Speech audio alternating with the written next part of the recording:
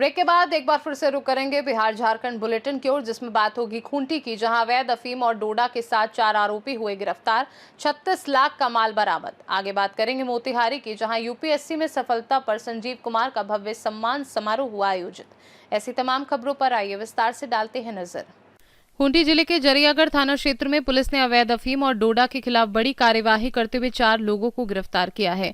Police ने उनके पास से करीब 36 लाख रुपए मूल्य का अफीम और डोडा बरामद किया है। एसपी मनीष टोप्पो ने बताया कि जरियागढ़ थाना प्रभारी को गुप्त सूचना मिली थी कि ग्राम गारी निवासी संतोष आइंद और जीवन जशमन आइंद अवैध अफीम की खेती कर डोडा और अफीम को बिक्री के उद्देश्य से अपने घरों में छिपाकर रखे हैं। सूचना के आधार पर तोरपा के अनुमंडल पुलिस पदाधिकारी क्रिस्टोफर केरकेटा को जांच और आवश्यक कार्यवाही का निर्देश दिया गया। इसके बाद एसडीपीओ तोरपा, पुलिस निरीक्षक और जरियागढ़ थाना प्रभारी की संयुक्त टीम ने छापेमारी की। छापेमारी के दौरान संतोष आइंद के घर से 39.78 किलोग्राम डोडा बरामद किया गया, जबकि जीवन जशमन आइंद उर्फ लेबरे के घर से 6 किलो 320 ग्राम अफीम बरामद की गई।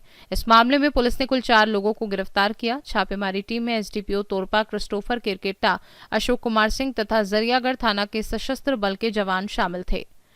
दिनांक 24/3/26 को गुप्त सूचना के आधार पर एक सूचना मिली कि संतोष आइंद और जीवन आइंद, जो जरियागढ़ थाना ग्राम गारी के रहने वाले हैं, ये लोग अफीम का खेती करके डोडा और अफीम का व्यापार कर रहे हैं। इसके सूचना के सत्यापन और आवश्यक कार्रवाई के लिए अनुमंडल पुलिस पदाधिकारी तोरपा के नेतृत्व में टीम बनाया गया और संतोष आइंद के घर में छापेमारी किया गया, जहां पे कुल 39.78 केजी डोडा बरामद किया गया। इसके पश्चात जीवन आइंद के घर में भी रेड किया गया और उनके यहाँ से 6.32 केजी अफीम बरामद किया गया। इनके निशानदेही पे और भी 2 लोग पकड़ाए हैं। टोटल 4 लोगों की गिरफ्तारी हुई है। संतोष आइंद, जीवन आइंद, महादेव टोटी और जाठा सांगा।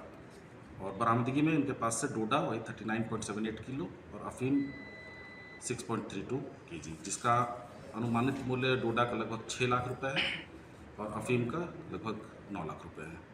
सर, क्षेत्र में पहली बार जरियागढ़ इलाके में गिरफ्तारियां हुई हैं, वो भी अफीम से संबंधित। तो क्षेत्र में सर अफीम की खेती भी लगाई गई होगी? लगाया गया होगा और हम लोग निरंतर प्रयास कर रहे थे। करने के बावजूद भी इस तरह की खेती अगर हो रही है तो लोग पकड़ा रहे हैं। तो अच्छा काम किया है जरियागढ़ थाना प्रभारी और उनकी टीम ने। हाँ, इसमें है भी कि उनके निशानदेही पे 1 एकड़ अफीम की खेत लगे, मतलब फसल लगे खेत को भी विनष्ट किया गया है। इनके जो गिरफ्तार हुए हैं उनके निशानदेही। सर, कहाँ पर हुआ है सर अफीम खेती? सर बताइए। इस बार अफीम जो उगाने वाले किसान हैं एकदम दूरस्थ इलाकों में खेती लगाया, जहाँ तक ड्रोन भी उड़ना संभव है। तो वैसे खेतों तक सर कैसे पहुँच बना रहे हैं आप लोग? हम लोग को सूचना उनके माध्यम से मिलेगी, जहाँ पे उनका जीआर बताया जाएगा वहाँ पर जाकर के हम लोग कार्रवाई करेंगे। ये लोग क्या बताया सर, अफीम की फसल कहाँ पर से उगाया है और कहाँ से लोग बरामद किया है? अपनी खेती किया है? अपने ही खेती किया था, वही ग्राम गारी। इसको कहाँ बेचने की तैयारी थी? और वो अभी आगे अनुसंधान में हम लोग। खूंटी से सीनू संवाददाता शहीद अंसारी की रिपोर्ट। लोहरदगा जिले से एक मार्मिक और चिंताजनक तस्वीर सामने आई है, जहां खेलकूद और शिक्षा की उम्र में बच्चे मजदूरी करने को मजबूर हैं। गरीबी और मजबूरी ने इन मासूम बच्चों को उनका बचपन छीन लिया। किसी स्कूल की घंटी और कलम किताब की जगह इन बच्चों के हाथों में मेहनत और मजदूरी का बोझ दिखाई दे रहा है। कलम की उम्र में ये बच्चे सड़कों पर काम करने को मजबूर हैं, जो पूरे समाज के लिए गंभीर सवाल खड़ा करता है। झुलसती धूप में बर्फ की रेड़ी खींचते एक मासूम बच्चे से जब बात की गई तो उसने कहा कि वह पढ़ना तो चाहता है, लेकिन घर की आर्थिक परिस्थितियों ने उसे मजबूर कर दिया है। उसके अनुसार घर में कमाने वाला कोई नहीं है, इसलिए 2 वक्त की रोटी के लिए उसे काम करना पड़ता है। ये कहानी केवल एक बच्चे की नहीं, बल्कि जिले के कई ऐसे बच्चों की हकीकत है जो गरीबी, बीमारी और हालातों के कारण अपना बचपन खो रहे हैं। अब बड़ा सवाल ये है कि आखिर कब तक मासूम बचपन मजदूरी की भेंट चढ़ता रहेगा? कब तक बच्चों के सपने सड़कों पर बिखरते रहेंगे? और कब प्रशासन तथा समाज मिलकर इन बच्चों के भविष्य को सुरक्षित करने के लिए आगे आएंगे? जरूरत इस बात की है कि इन मासूमों के हाथों में फिर से किताबें लौटें, ताकि उनका भविष्य उज्जवल और सुरक्षित हो सके। लोहरदगा से सीनू संवाददाता निहाल अहमद की रिपोर्ट। घोड़ासहन स्थित ज्ञान ज्योति विद्यालय में पूर्व छात्र संजीव कुमार की यूपीएससी सिविल सेवा परीक्षा 2025 में अखिल भारतीय रैंक 290 प्राप्त करने की उल्लेखनीय उपलब्धि के उपलक्ष्य में एक भव्य शुभकामना एवं सम्मान समारोह का आयोजन किया गया। इस अवसर पर विद्यालय परिसर में उत्साह, गर्व और प्रेरणा का वातावरण देखने को मिला। समारोह के दौरान सफल छात्र संजीव कुमार का विद्यालय के संचालक प्रेमचंद प्रसाद द्वारा फूलमाला पहनाकर भव्य स्वागत किया गया। कार्यक्रम की एक विशेष बात यह रही कि समाज में चिकित्सा, शिक्षा एवं अन्य क्षेत्रों में योगदान देने वाले कई विशिष्ट व्यक्तित्वों को भी इस अवसर पर सम्मानित किया गया। इनमें डॉक्टर अशोक कुमार, डॉक्टर प्रभुदयाल प्रसाद, डॉक्टर अरविंद कुमार, राम पुकार सिन्हा शामिल रहे। इस अवसर पर विद्यालय परिवार ने संजीव कुमार की सफलता पर गर्व व्यक्त करते हुए उनके उज्जवल भविष्य की कामना की।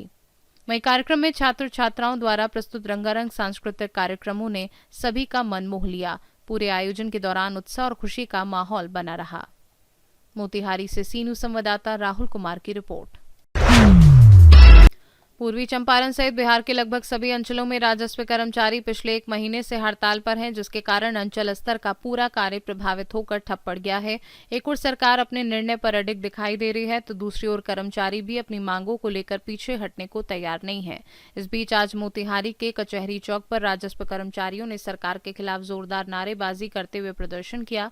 इस आंदोलन को बिहार राज्य अराजपत्रित कर्मचारी महासंघ का भी समर्थन प्राप्त हुआ। प्रदर्शन के दौरान राजस्व कर्मचारी संघ के जिलाध्यक्ष नितेश कुमार ने कहा कि हड़ताल के कारण अंचल का कार्य पूरी तरह से बाधित है, लेकिन कर्मचारी चाहते हैं कि सरकार उनकी मांगों को स्वीकार करे ताकि वे पुनः जनसेवा के कार्य में लौट सके। उन्होंने ये भी आरोप लगाया कि सरकार केवल कार्यवाही पर ध्यान दे रही है, जो उचित नहीं है। वहीं कर्मचारी महासंघ गोप गुट के जिला सचिव अनुराग कुमार ने चेतावनी दी कि यदि सरकार उनकी मांगे नहीं मानती है तो संगठन सड़क पर उतरकर बड़े आंदोलन के लिए बाध्य होगा। मैं नीतीश कुमार, जिला अध्यक्ष बिहार राज्य भूमि सुधार कर्मचारी संघ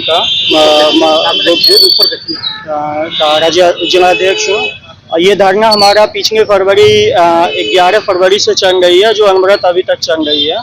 आज महासंघ ग्रुप के द्वारा तमाम संगठनों के महासंगठन के समर्थन में आने के बाद हम लोग और मजबूत हो गए हैं। हमारी सरकार से 17 सूत्री जो मांग है, उसमें से प्रमुख 5 मांगे थी, उसमें भी सरकार उस मांग को पूरा करने में या लागू करने में असमर्थ हो रही है।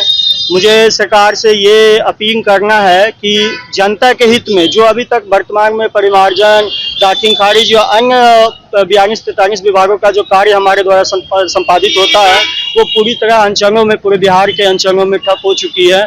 अतः मैं सरकार से निवेदन भी कर रहा हूँ, आग्रह भी कर रहा हूँ कि हम लोग से जो वार्ता हुई है, जो 2025 2 जून को वार्ता हुई थी 17 सूत्री मांगों में, उस वार्ता को स्पष्ट रूप से लागू कर दे। और जैसे ही लागू करेगी, हम लोग तो काम करने के लिए तत्पर हैं ही, हम जनता के सेवक हैं, जनता के कार्य के लिए हमेशा तत्पर रहे हैं। जैसे ही हमारी मांगों को लागू करती है, प्रभावी करती है, हम लोग अगले दिन ही जाकर अपने अंचलों में ज्वाइन करके जनता के हित में कार्य करना शुरू कर देंगे। आप अपनी मांग रख रहे हैं और सरकार कार्रवाई की बात कर रही है, कैसे काम होगा? मांग और कार्रवाई, सरकार चाहे तो हम इस दोनों के बीच में एक लाइन खींच सकती है। वो लाइन ये है, हमसे वार्ता करके हमारी मांगों को प्रभावी रूप से लागू कर दे। जनता के हित में एक बार सोच के देखे सरकार कि हाँ, जनता का कार्य रुका है कि नहीं। अगर जनता का कार्य रुका है तो हमारी मांग को प्रभावी रूप से लागू करना चाहिए सरकार को। ये आंदोलन अनवरत रहेगी जब तक सरकार हमारी समस्त मांगों को, जो 17 सूत्री मांग पे जिस पे समझौता हुई, वो लागू नहीं कर देती है। हम लोग इसी तरीके से बने रहेंगे हड़ताल और अवकाश में। इनके साथ कंधा से कंधा मिलाकर बैठे हैं। इनकी मांग जो समझौता हुई है सरकार के साथ, वो पत्र हमारे हाथ में है। इनकी मांग कुछ खास नहीं है। ये इनकी मांग है कि हमारी गृह जिला में पदस्थापन किया जाए, हमारी ग्रेड पे 2800 किया जाए। और आप एक को जानकर आपको आश्चर्य होगा कि जो हमारे कार्यालय परिचारी है, उनका ग्रेड पे 1800 है और हमारे कर्मचारी का ग्रेड पे 1900 है। ये कितना हास्यास्पद है। तो इन्हीं सब मांगों के साथ, जो हमारे साथ सरकार के साथ हमारी जो समझौता हुई है, उस समझौता को लागू कराने के लिए इनको फिर से धरना पर बैठना पड़ा है, इनको फिर से हड़ताल पर जाना पड़ा है। तो हम लोग का पूरी समर्थन है, और जब तक इनकी मांग पूरी नहीं हो जाती है, हम लोग अगर जरूरी पड़ा तो हम लोग फिर से रोड पर आएंगे। मोतिहारी से सीनू संवाददाता सचिन कुमार अंशु की रिपोर्ट। आगामी रामनवमी को लेकर जिला प्रशासन पूरी तरह सतर्क है। उपायुक्त मंजुनाथ भजंत्री ने शहर के विभिन्न इलाकों का दौरा कर सुरक्षा, यातायात और सुविधाओं की तैयारियों का जायजा लिया। अधिकारियों के साथ जुलूस मार्ग, चौक चौराहों और मंदिरों का निरीक्षण किया। मंदिर समितियों के साथ बैठक में बिजली, पानी, सीसीटीवी और साफ सफाई की व्यवस्था पर चर्चा हुई। प्रशासन ने पूरे जिले में पुलिस बल और दंडाधिकारियों की तैनाती सुनिश्चित की है। रांची में रामनवमी की भव्य शोभा यात्रा विभिन्न मार्गों से गुजरते हुए तपोवन मंदिर पर समाप्त होती है।